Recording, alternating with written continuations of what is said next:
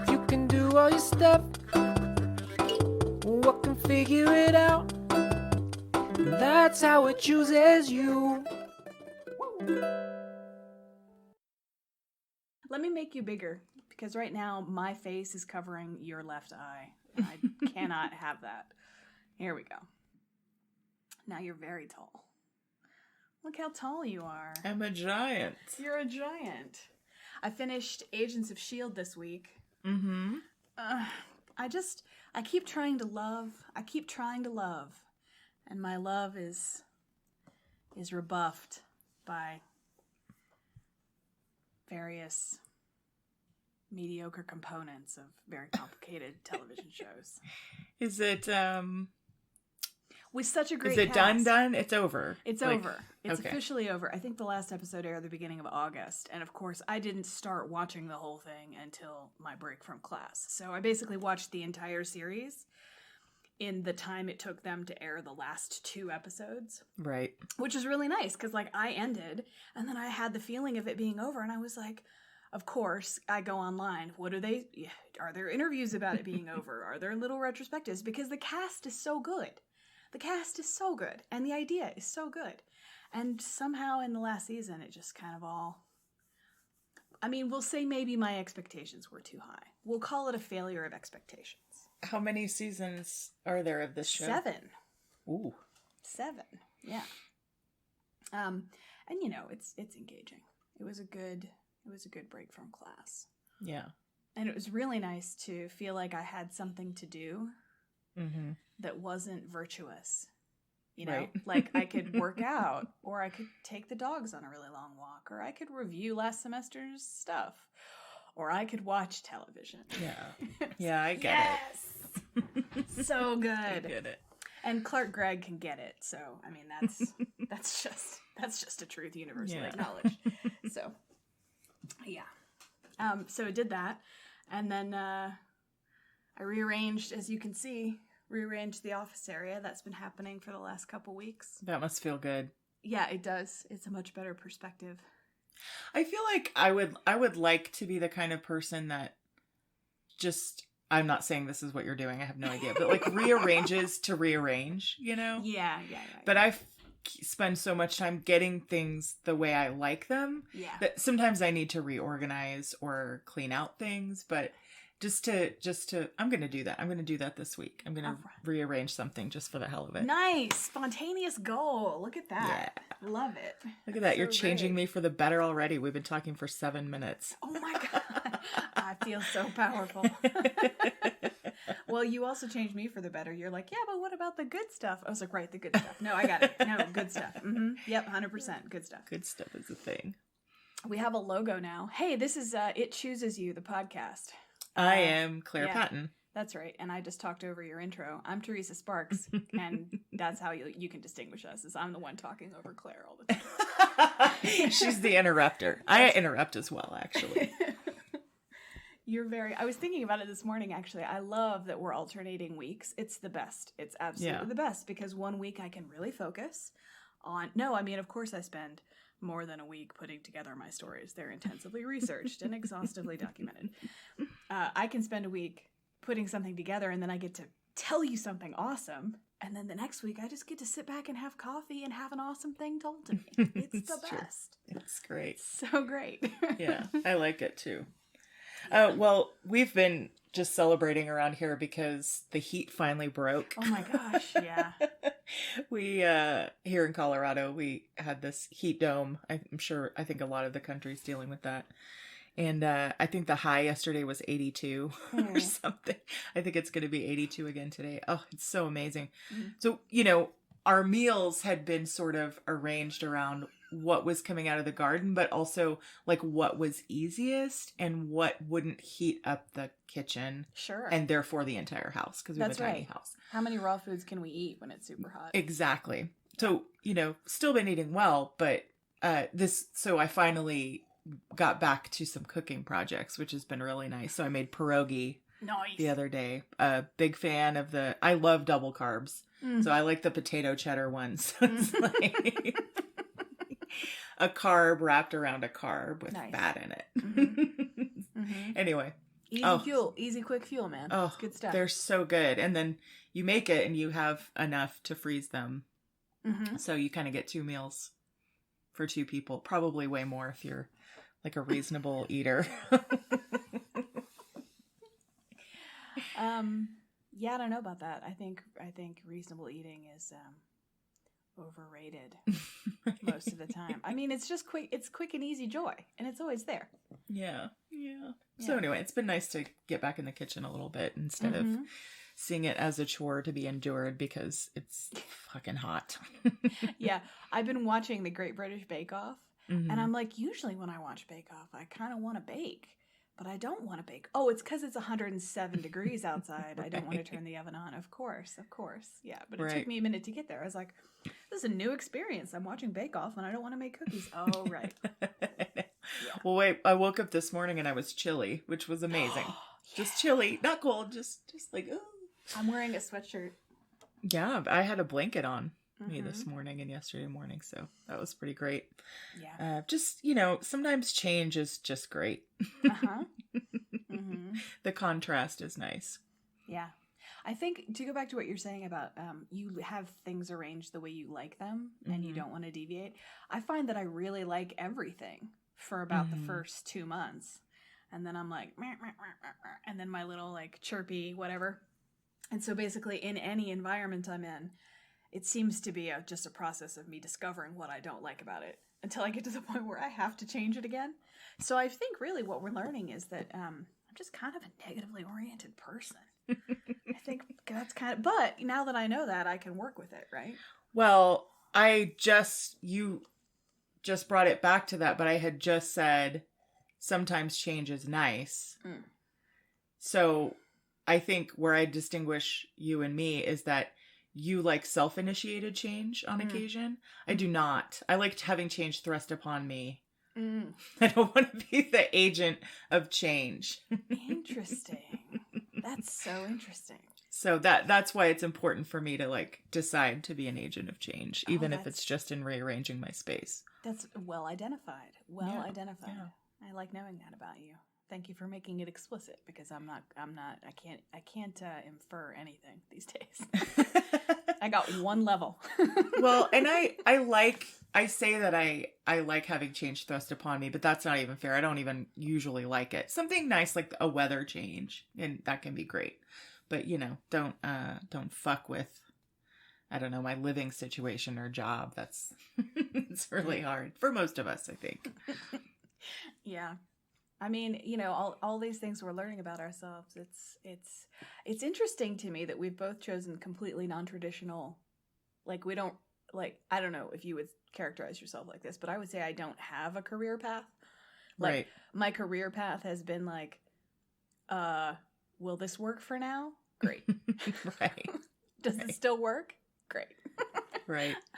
This idea that like you have a goal for your life and then you like take steps to accomplish it is very, very unfamiliar to me. So, but it's very exciting. It's very exciting in midlife to realize that you could just completely change your orientation to the world and that your life might be different because of it. Yeah.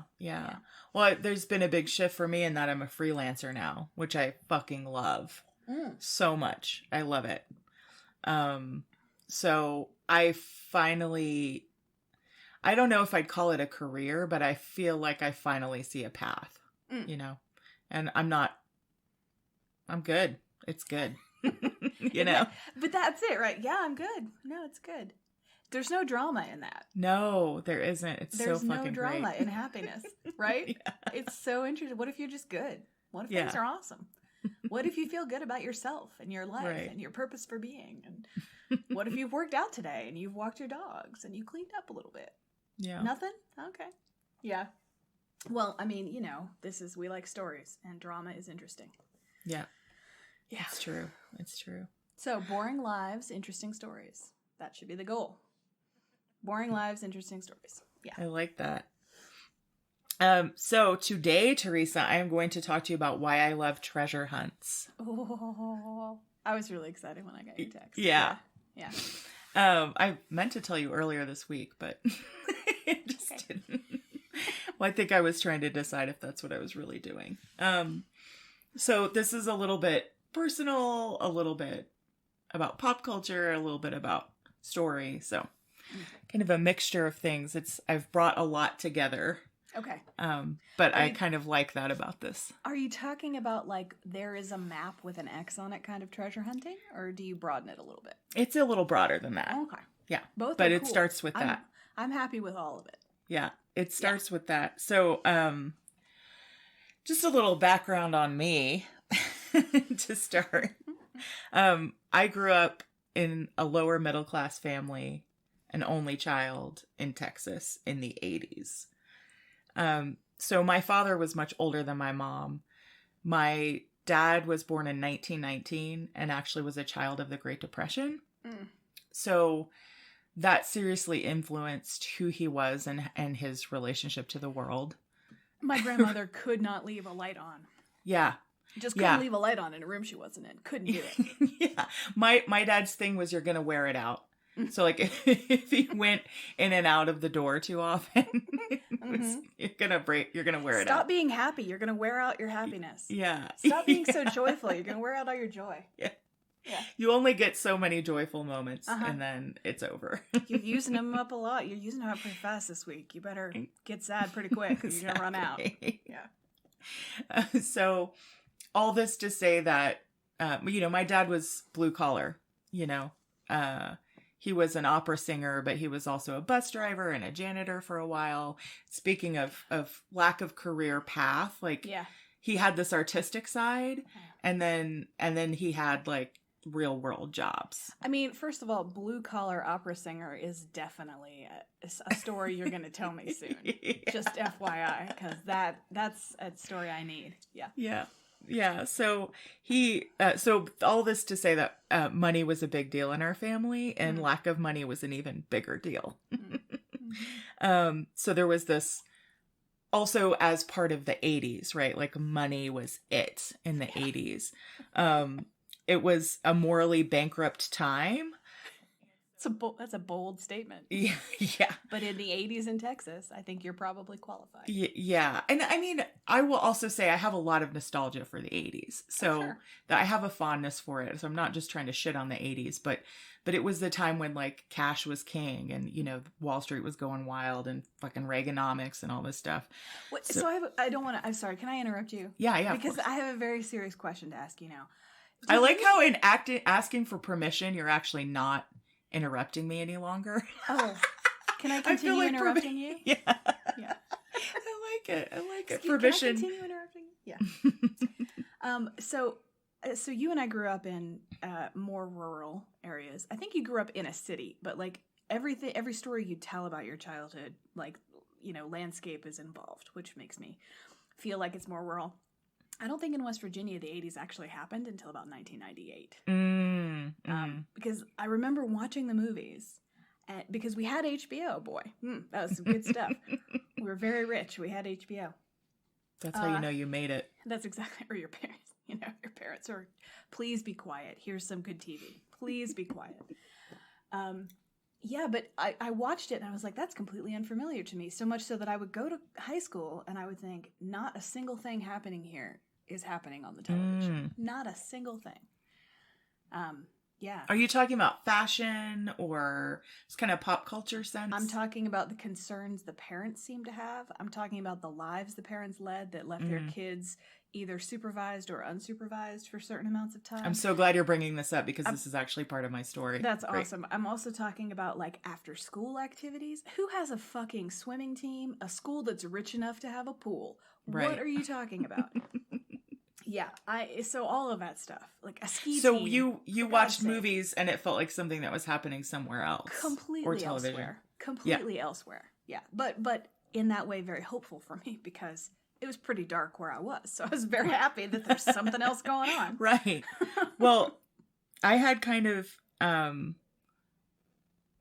the opposite experience, which was it felt like at the time. During the 80s, it felt like everything was really shallow. At least where I grew up, it was all about your hair, like how you did your bangs and then your clothes. Yeah, the poof, mile-high hair. Yeah. And And I was deeply unsatisfied with that, but I had no idea that there was any other way to be in the world, because everything I took in was telling me, like, just be hot, basically. And rich. And so, as you mentioned, as a kid in the 80s, there was this thing where we were kind of all left to our own devices a lot of the time. So I didn't really participate in a lot of organized anything. And I spent a lot of time being told to go outside. So I'd go outside. We'd ride our bikes in our neighborhood. We'd get into trouble. I knew every house and who lived there. I was chased down by like mean dogs that would jump the fence, and I lost my dog when, so there was all this. I knew the neighborhood kids. There was just this sense of like the adults were doing their thing and we were doing our thing. Yeah, it was very stratified. Exactly. And they're packs. I mean, we're talking about like 10, 12, 15 kids hanging out all day. And kids, not teenagers, like 9 years old, 10 years old, like just fit, like, imagine the destructive power of that group of people. Yeah, exactly. And then the separation between the adults and children was sort of reinforced by pop culture, because you had all these movies where kids were somehow separated from their parents, or the parents were dead, or the kids were somehow stranded on an island, so there were just all these movies that were centered around the life of children. Yes, children's adventures. I mean, Goonies is a perfect example. Where the fuck are their parents? I'm about to talk about the Goonies, motherfucker. I'm so glad you brought it up. So every game at the time, my favorite was to play, I called it playing pretend, right? So just make-believe games with my friends. And every single game I proposed started out with, okay, so our parents are dead. Because that's at the absence of the adults is where something interesting happens, right? The absence of adults is like the precondition for a childhood adventure. Yeah, exactly. Like you don't have an adventure with your parents. Your parents' job seems to be to stop you from having adventures. Right, exactly. But now that they're dead, we can go out and do amazing things. Exactly. Yeah. So being ignored, we children had to make our own value in the midst of no one being able to tell us what really mattered. And in this atmosphere, the movie Goonies came out. The Goonies. The Goonies, buddy. The fucking great Steven Spielberg film about a group of kids who go in search of a treasure in order to save their entire neighborhood from evil developers. Yeah. And this is key. Yeah. The anti-capitalist thing is really important for me in that movie. I agree. Evil developers is one of my favorite 80s movie tropes, as a matter of fact, because how correctly identified were they? That's amazing. Yeah. So basically, there's this group of kids, they all live in this neighborhood, and the neighborhood is about to be bulldozed and destroyed by a developer, and the parents don't have the money to save the neighborhood. So the kids find a treasure map and key to a legendary treasure of One-Eyed Willie the pirate in the father's attic, because the father works at the local museum. So in the family's attic, they find this treasure map and key, and they go in search of the treasure. Adventure ensues, all kinds of chaos. In my later years, I had questions about why a museum curator was allowed to take the exhibits home and keep them in his attic. I mean, I have logistical questions about the film, and maybe the reason they didn't have the money is because he was just really bad at his job. Yeah, maybe. But the really cool thing is that they're, of course, also pursued by a group of bandits, ne'er-do-wells, who are adults, and they of course successfully find the treasure map. The treasure. Spoilers for Goonies, the Goonies. And then, God damn it, Claire! Spoiler alert. So they find the treasure.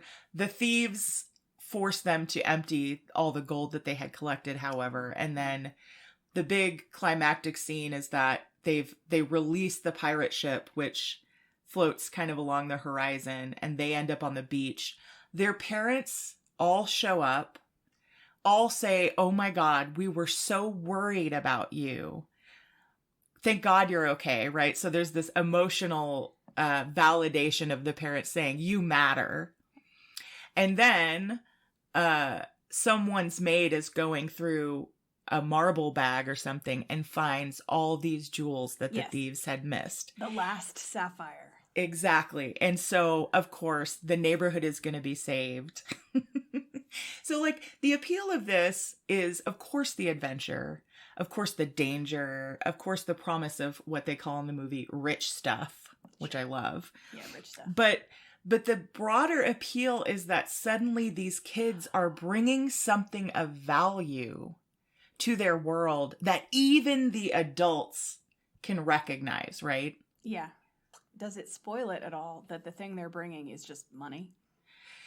Not really. Again, because in that context of the 80s, like that was value, right? Sure. So well, and they're not wrong. You know, they save their houses. Yeah. Money matters. Okay. Yeah, especially in that the context of the story. No, I get it. I'm in no way contradicting your thesis. I just no, it's interesting. No, that's fine. And this idea of value will come back and will evolve as well. So basically, this movie launched my obsession with the idea of treasure in general. Yeah. And I loved stories of people finding things in walls, and like mob money, or like people taking back Nazi gathered treasure, things like that. That's I watched a documentary this week about this area in Switzerland. I don't have I didn't take notes or anything, but there's this basically lake in not Switzerland, in Austria, where they think people remember the Nazis forced them to take huge boxes to the lake and dump them in. And so people have been searching for this treasure forever. They've never found anything. So And then there was this thing about, have you heard of the idea of the Nazi ghost train? No. That there was this train. So I guess the Nazis had built this series of tunnels in this mountain. I believe it was in Poland. Don't quote me on that. And they loaded this train up with gold and valuables and treasure, and they drove it into the tunnels, and then people have been looking for it ever since. And there's a riff on that in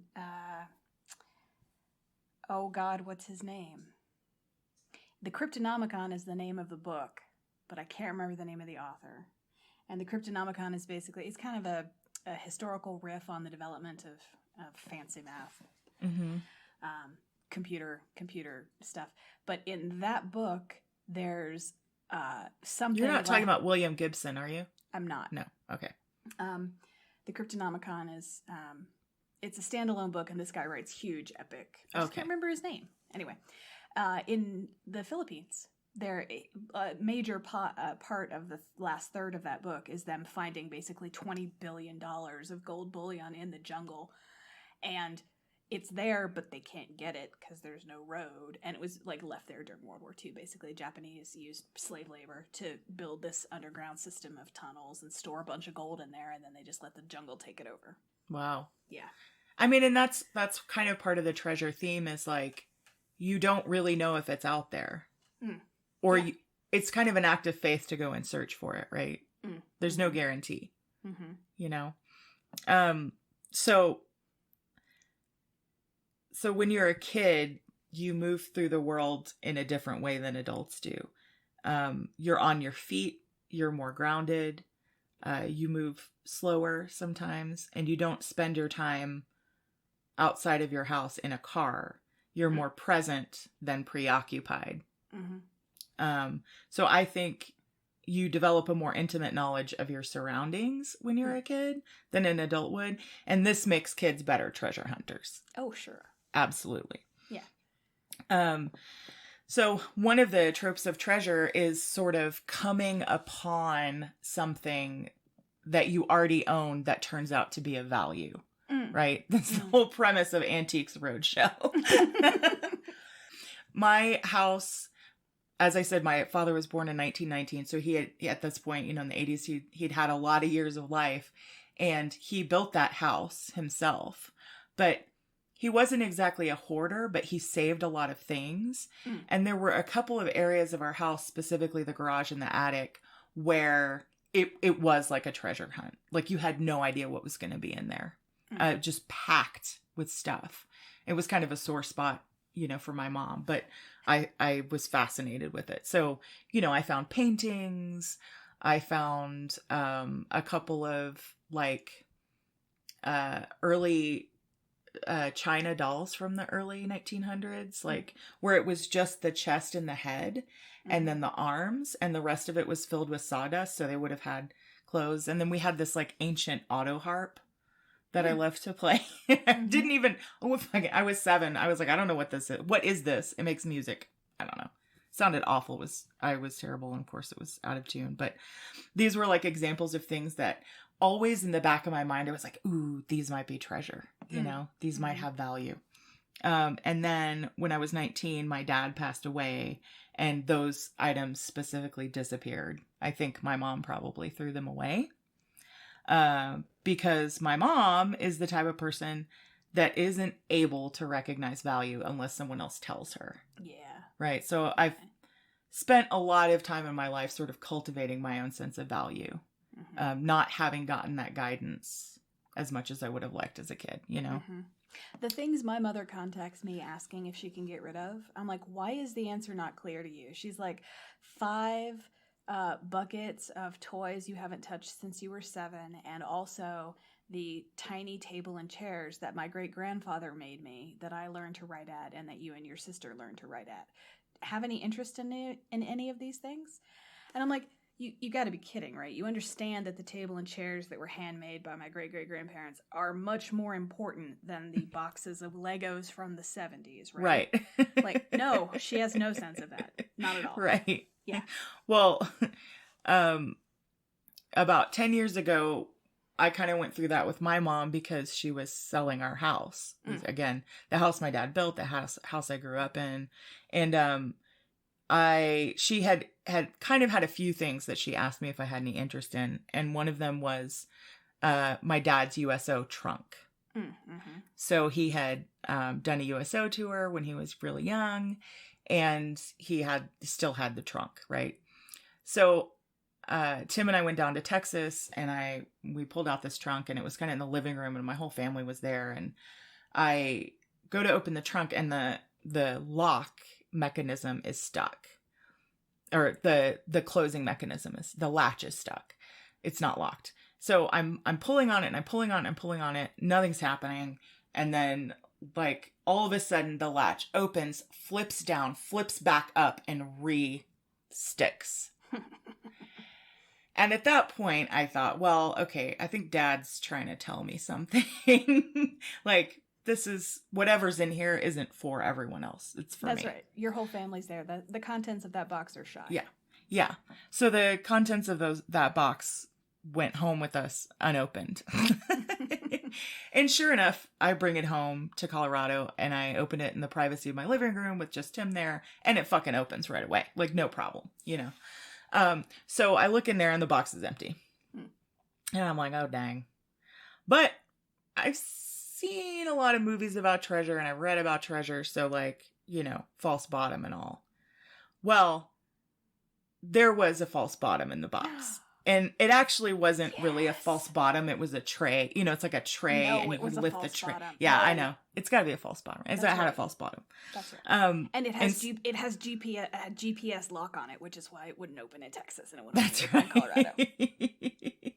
So I pull out the bottom, and I look in it, and it's just a bunch of documents. And so I look through it, and I'm like, okay, where's the deed to the gold mine or whatever. That's right. Where's that town I own in North Dakota? Exactly. So of course none of that was in there. But what was in there were a bunch of documents that actually told me a lot more about my dad and my dad's life, specifically as an artist. So there was a little tiny book that was a guide to for artists in New York. My dad grew up and lived in New York for a long time. And so it was, agents and venues and places to audition and things like that. Oh, and okay. then also his paperwork on his USO tour, and then some paperwork on like unemployment stuff, and a lot of like passages. That Yeah. sounds like an artist trying. That is Here's the unemployment yeah, paperwork. Exactly. He was a real artist. And then and then there were like actually ripped out pages from books with passages that were underlined. Oh. So it was really cool. And I think what I came away realizing was like, oh, because I had just seen him as basically in my growing up, he was a man obsessed with money and like Sure. the lack of it. But I'm like, oh, actually, he was trying to put something beautiful into the world, just like I am. So it drew a much stronger connection to him. So it was really, really valuable to me. So that was a treasure in a sense. Sorry. Go ahead. No, go ahead. This is a social movement that we need to, or a social, not movement, but a habit maybe that we need to look into, which is like, if you're an artist and you want to make something beautiful and you want to do that for your job, and you often will not have money, and you like money is like, okay, I gotta pay rent, okay, I gotta eat, like that's the constant grind, is like, how do I get enough of these things, these dollar things, to take care of my needs? And then you get older and you're like, money. I feel like it happens to a lot of people, and I feel like I myself am headed down that path, and I'm cool with it. Yeah. Did you know you can buy groceries with money, Claire? Yeah. Money's pretty great. It is pretty great. Yeah. The way that this has evolved for me, and the way I sort of participate in what I consider treasure hunting, is that I mushroom hunt and I forage. Mm-hmm. You're also very guarded about your mushroom hunting locations, because I've only inquired in passing, and I think that that my interest is casual, and so you have not divulged your. And I was like, oh, she's pretty cagey about it. I would take you. Cool. No. I it's not a criticism. I liked it. I was like, oh, that's hers. Okay. We took one of our friends mushroom hunting to one of our spots for her birthday. Who did you one take? year. Who Sandra. did you take? She said she wanted to go. Yeah. Yeah. She wanted to go. So for me, there is a secrecy to it, there's something really appealing about having the most wonderful food for the taking. Yeah. And it's really precious, because it's most of this food, especially most kind of wild mushrooms, but it's wild and you can't cultivate it. Yeah. And it's free. It's free, but it's totally priceless. And to me, that's treasure, because you have to know about it. You pay for this precious thing with your wits. Yeah. Which is like the Venn diagram of, it's the nexus of so many things that I love. Yeah. And it's like you're a member of a secret club, like the new Goonies. So you guys found these mushrooms. You weren't taken to them yourself. It's not passed down knowledge. You actually discovered them. Exactly. Yeah. We have our spots that we, and someone might tell you like, oh, check around here, the blah, blah, blah.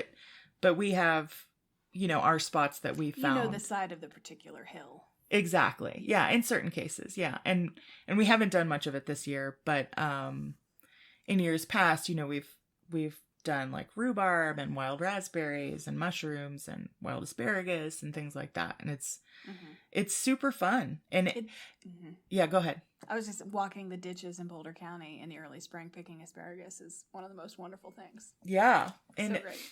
And there's, something really cool about, in terms of food, like the flavor you get. When one year we made a pasta, we had hunted for porcini and in the mountains, and then we had a friend happen to give us some elk meat from sort of a similar area, or maybe it was venison. We had a friend give us some venison from a similar area that he had hunted, and we made this pasta with the porcini and the venison, and it just the flavors harmonized in this like different way, right? This is of a time and a place. And again, we kind of mentioned that last week about like the story of your food sort of bringing a deeper level of satisfaction, and that was definitely the case.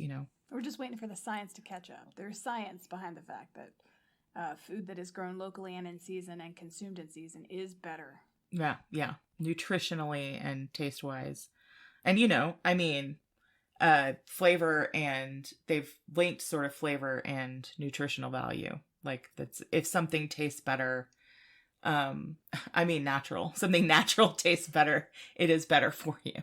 Chex Mix is so good for me. Chex Mix is amazing. So that's my current version of treasure hunting, and it gives me all the same feelings, Yeah. So I just wanted to tell you the story of Forrest Fenn's treasure, in case you don't know it. I don't know. After a kidney cancer diagnosis in which he was given a 20% chance of survival, Santa Fe-based art dealer and writer Forrest Fenn decided to bury a chest with $3 million worth of gold and valuables somewhere in the Rocky Mountains. Shit, yeah. First of all, his name is Two Ecosystems. Yeah. I like him. It's great. So he wrote and published a poem. He wrote a book called The Thrill of the Chase. And in that book, he published a poem giving clues as to the treasure's location. Oh my God. Is it still out there? What are we doing next week? Yeah. No. The treasure is not still out there.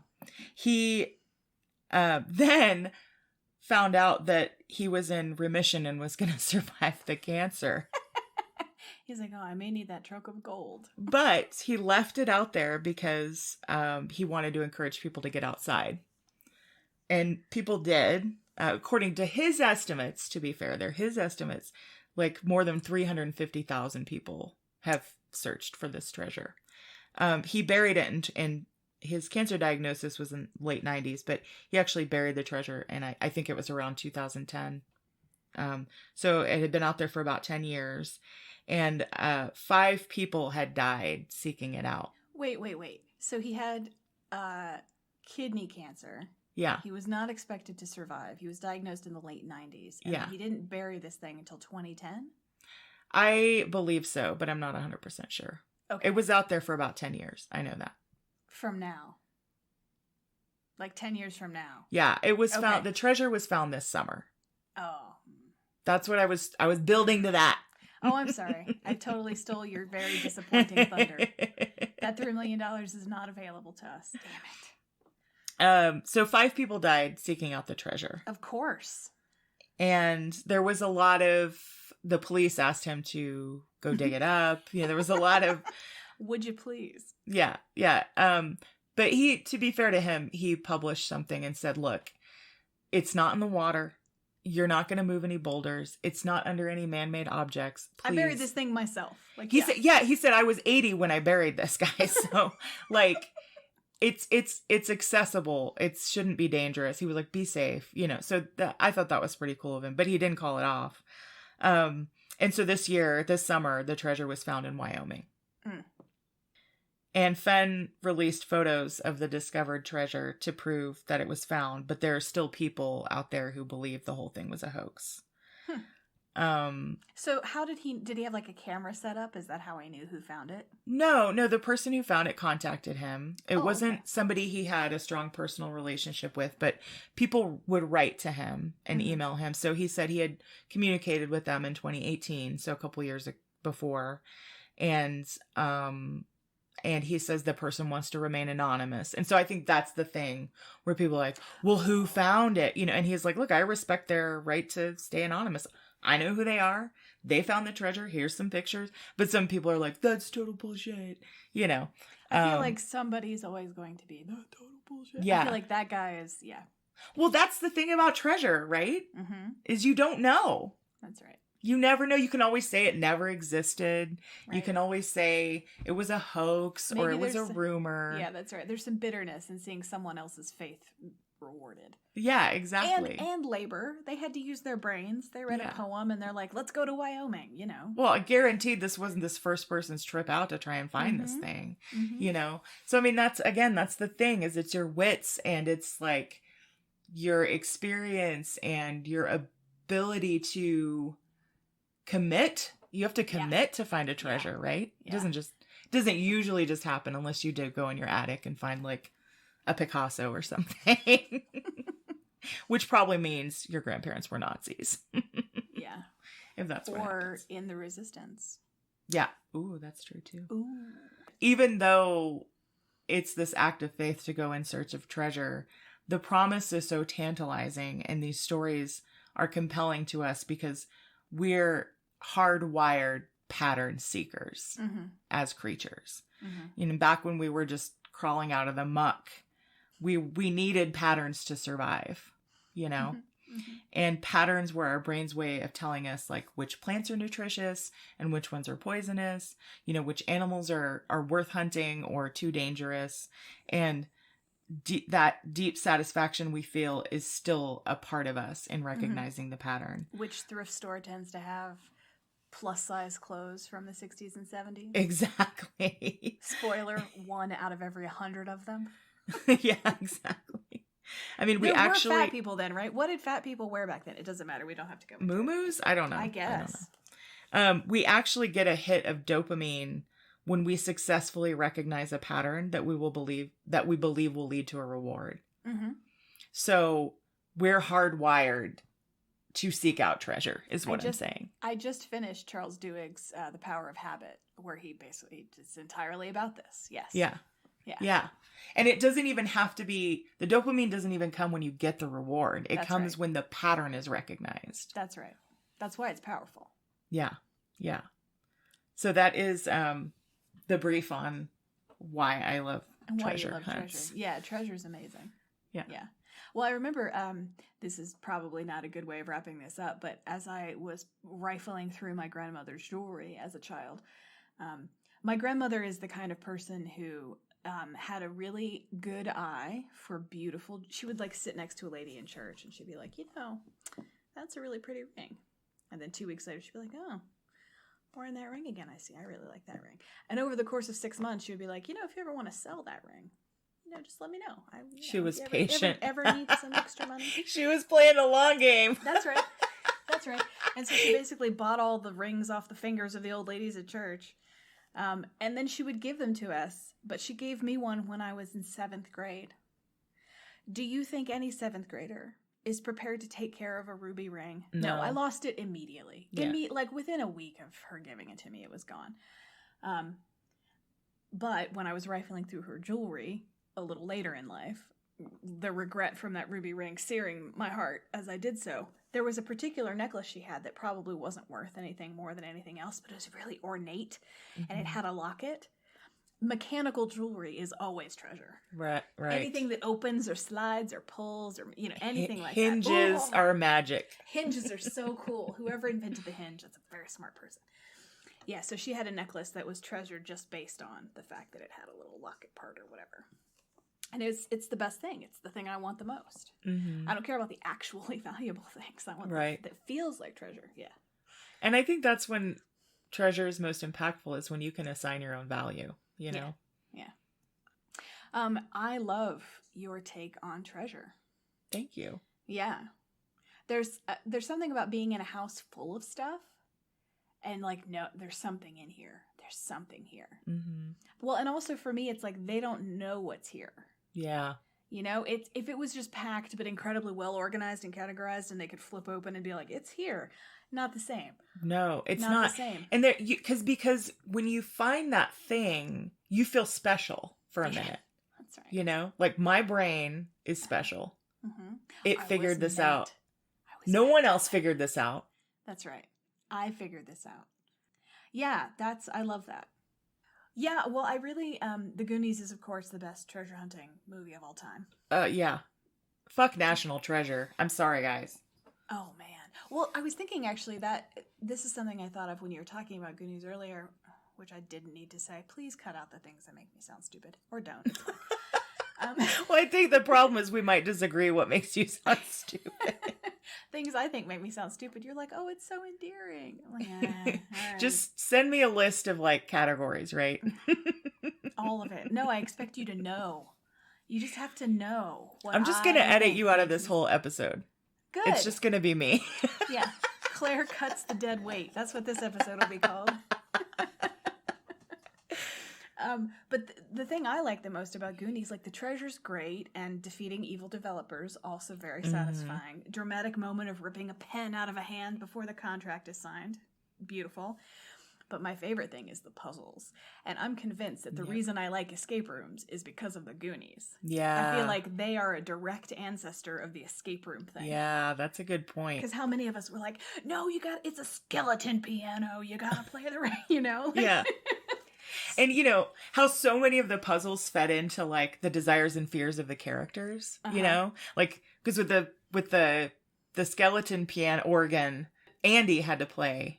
Right. And she hadn't had piano lessons in a really long time, and it was going to kill everybody every time she messed up, and so good. Yeah. So good.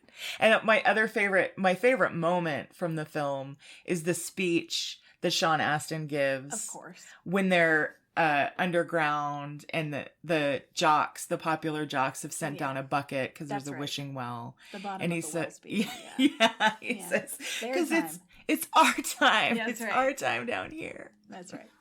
It's our time down here could actually be the rallying cry of our generation. Yeah. It's our time down here. It is.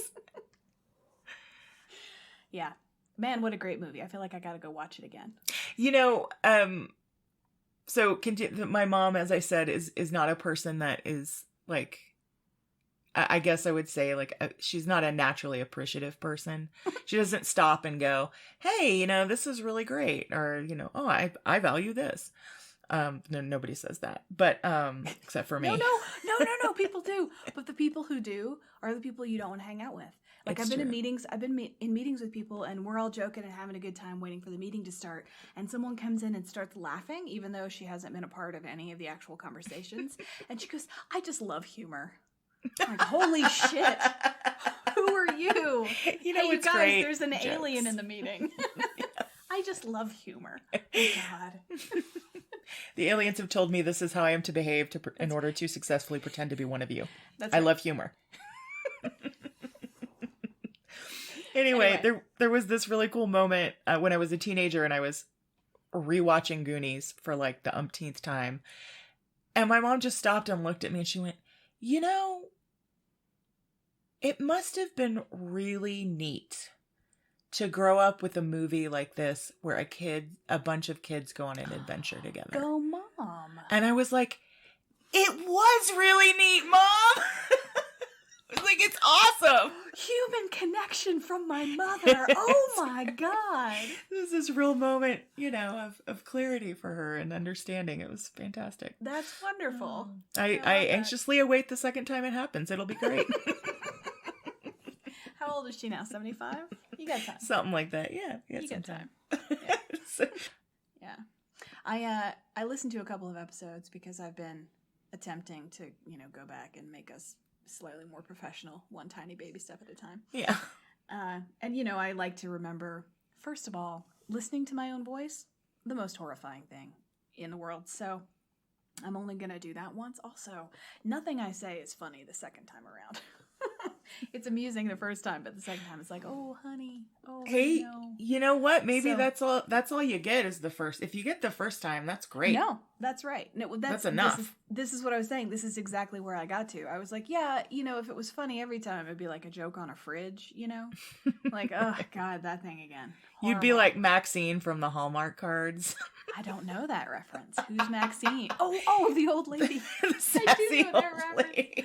Why do I know that? Oh, no. Good job, Hallmark. I don't even have TV anymore. You and I probably who know that lady is. because of commercials in the 90s at some Oh, point my or goodness. something. I don't know. Yeah, I do know that lady. Hashtag life goals, Maxine. If I was going to be a snarky, like that you shook your head, no one can see you deny what you just said. They're going to think you think Maxine is a life goal. Okay, I deny it. I don't even know what I was saying. Something about going back and listening to us and how much I'm like, I just snark on my parents all the time. That's fascinating.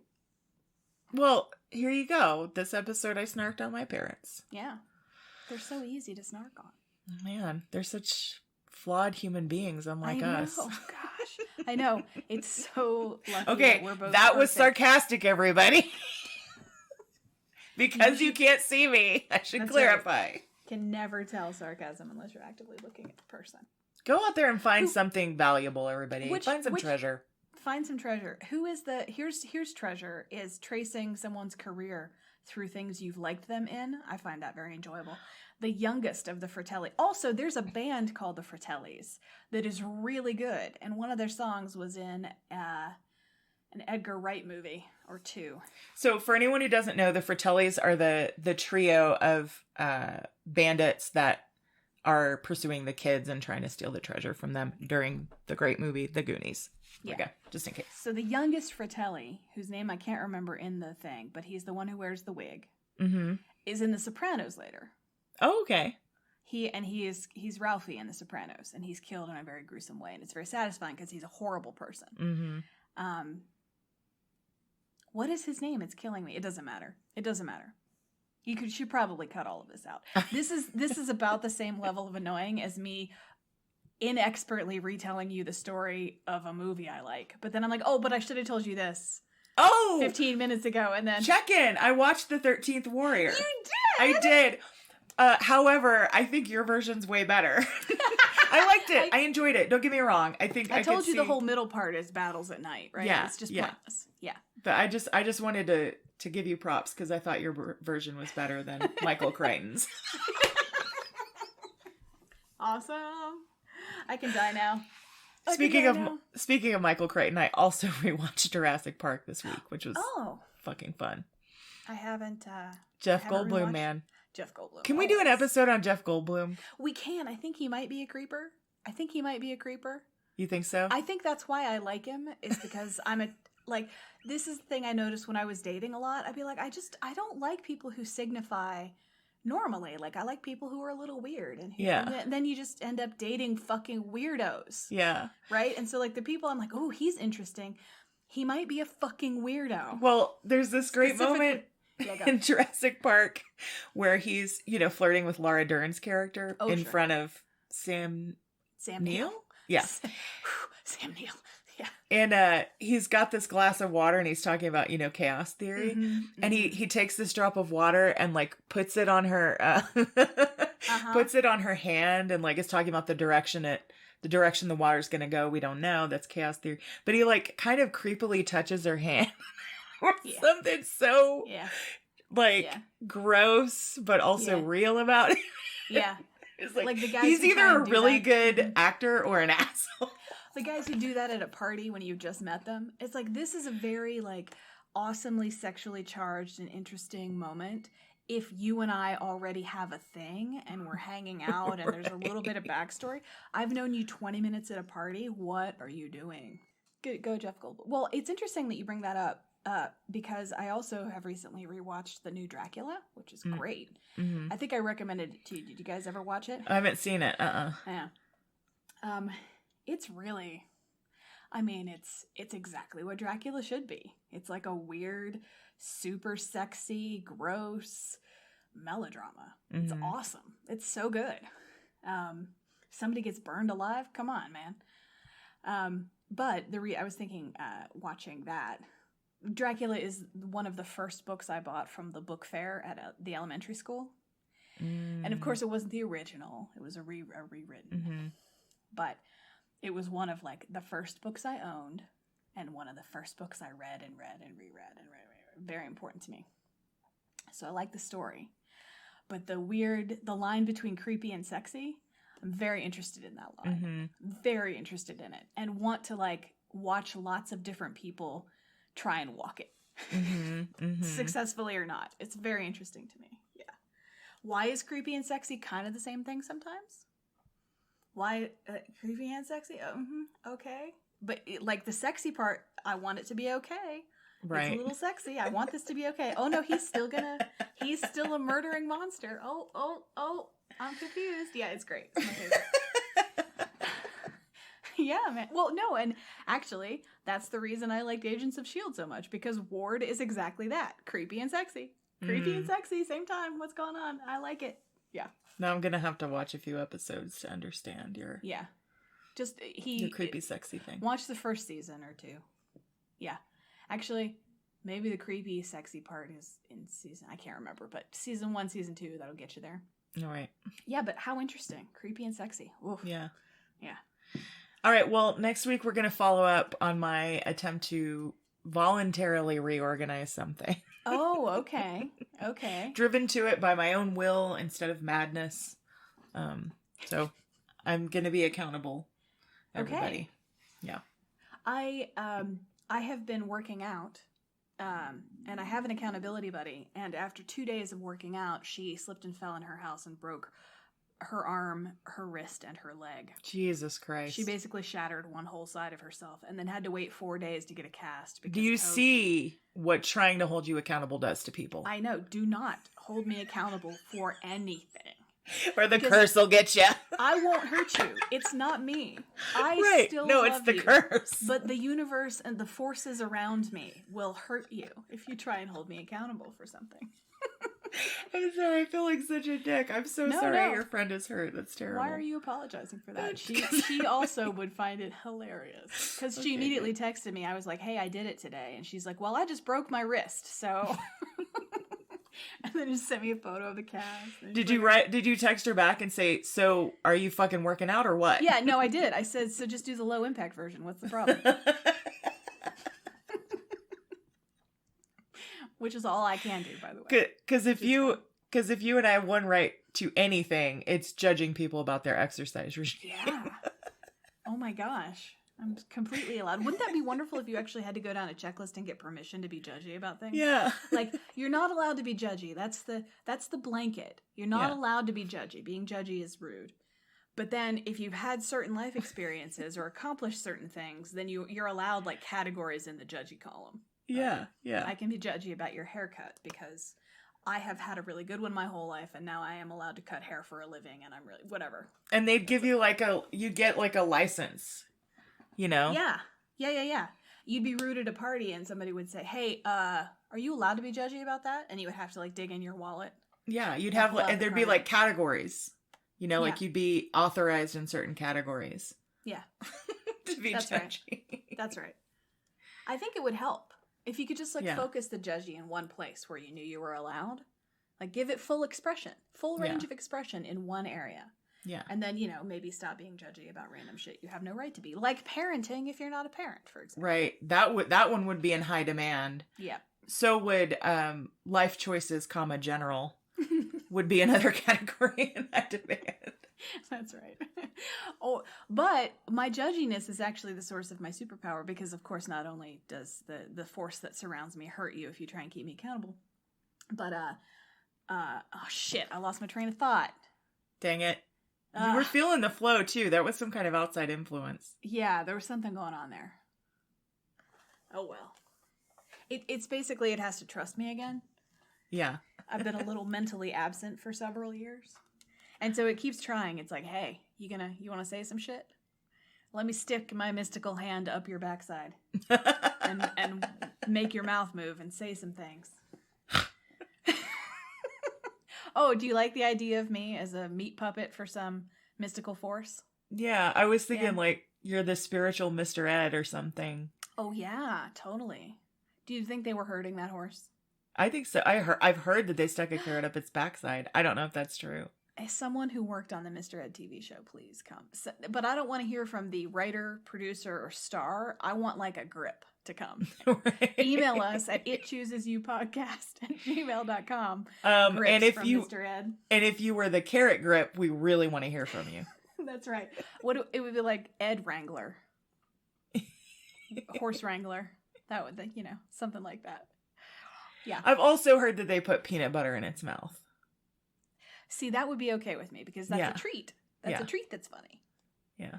Instead of torture that's funny. Yeah. I should really research this stuff before. You should definitely do research about whether or not Mr. Ed had a carrot shoved up his butt. Like, okay. What does that Google search look like? All right. Follow up next week. Claire's going to reorganize something and bring back information on Mr. Ed. And why did I just do this? You're on fire. You're committing to so much right now. Are you okay? I can't see around you. Is someone in the room with you? Blink twice. No. Okay. There's no gun. Don't worry. Okay. All right. Well, let's wrap it up. What? Fine. Okay. Well, that's so you please email us at itchoosesyou@gmail.com. We said that. This podcast will, in just a few days, I think, be available on iTunes for real, and I'll be able to tell you guys where that is. That's the thing. It took 7 months and 3 hours to make that happen. I just want every ending of every episode to be me going, all right, let's wrap it up. All right, come on, and you we're going, done. fine. I think that's good. I think we can start that. I told you that what happens at a certain point, I'm enjoying this conversation immensely. But at a certain point, I can't help but like see more editing. I can't help it. I'm too practical. Right. Your fun and your work are in the same. That's right. This is only fun for me. I'll talk for hours. Well, and that's been like you were talking about being annoyed at hearing your own voice, and like the cool thing about me editing is like that's not even a thing anymore. Yeah. That was totally a thing initially, Yeah. And now I don't care. Yeah, you flooded yourself out of sensitivity to it. Yeah, I'm like full on like 180. Think I sound like a fucking angel, is what's happening. That's amazing. No, don't shake your head. That's so great. No, I wanted it to be true. That's so okay. Wonderful. It's true. Yeah, I think you sound like an angel. All right, fine. We're just making work for you at this point. That's fine. So you've committed to 2 pieces of homework that I in no way led you into. So if and when you decide that you can't get to those things this week, just know in advance. That's cool. I don't care. It's fine. Our audience cares, though. Yeah. 27 downloads. 27. Ooh, ooh, ooh. Yeah. Dang. Yeah, we're on hot. fire. That's right. All right. Thank you all for listening. Have a great day. Bye. Bye. Testing. Great. Thank you for listening to It Chooses You. Your hosts are Teresa Sparks and Claire Patton. Our theme song is by Bobby Dart. If you'd like to get in touch with us, drop us an email at itchoosesyoupodcast@gmail.com.